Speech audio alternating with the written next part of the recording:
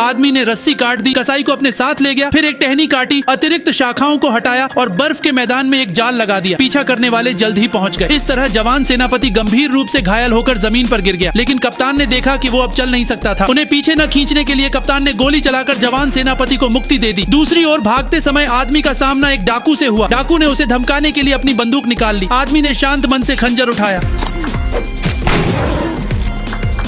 फिर आदमी ने खड़े शरीर को अपने साथ लिया। फिर आदमी एक बारूदी सुरंग के मैदान में पहुंचा, घोड़े को घास के ढेर में छुपाया और एक टेबल के पास जाकर वहां छिप गया। इसी दौरान बारूदी सुरंग के मैदान के मालिक को घोड़ा दिखाई दिया। उसे लगा कि आदमी एक चोर है, तो उसने उसे तुरंत घेर लिया और बेहोश कर दिया। जब आदमी को होश आया तो वो तंबू में बंधा हुआ था। आदमी ने देखा कि सामने वाला बहुत चालाक नहीं था। उसे संदेह हुआ। उसने उसे उकसाना शुरू किया।